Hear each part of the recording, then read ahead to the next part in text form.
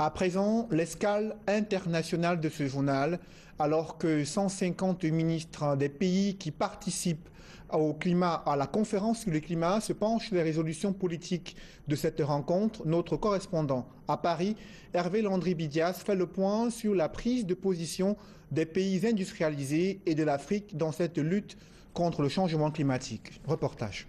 C'est au soir du 29 novembre que le président Biya arrive en France à l'aéroport d'Orly. Invité par son homologue français François Hollande et le secrétaire des Nations Unies M. Ban Ki-moon.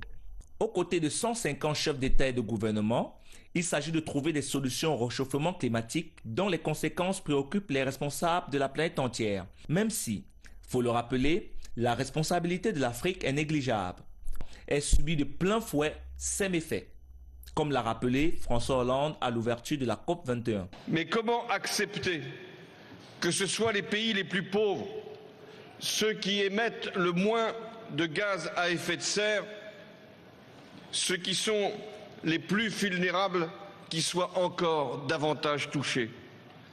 Le président Biya a lui insisté sur la prévention de la biomasse africaine, de la sauvegarde des cours d'eau, notamment ceux du bassin du Congo et du lac Tchad, la destruction des forêts, la sécheresse et les inondations, qui elles-mêmes entraînent des déplacements de population et des conflits de toutes sortes. Le réchauffement annonce des conflits comme la nuée porte l'orage. Il provoque des migrations qui jettent sur les routes plus de réfugiés que n'en génèrent les guerres. Le changement climatique a entraîné des conséquences multiples, non seulement sur le plan de l'alimentation, de la vie des gens, mais sur l'émergence de la violence. En particulier, autour du lac Tchad, nous avons à faire face à des mouvements violents, très durs.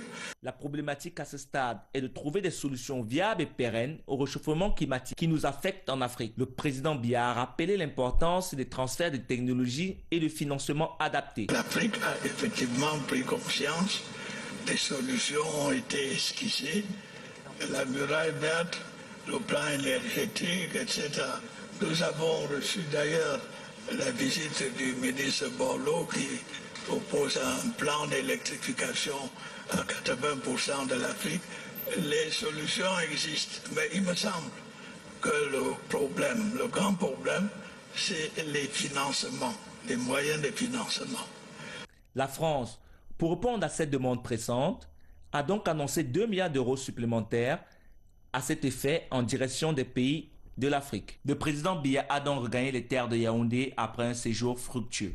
Si les transactions restent secrètes, nous pouvons dire sans risque de nous tromper que le président Biya a fait le job. Néanmoins, les transactions se poursuivent ici au Bourget en France et au sortir de celles-ci, nous décrypterons pour vous tous les résultats pour en tirer les conséquences. Morel Durand Kamgang, Hervé Landry-Bidias, Equinox Télévision, Paris.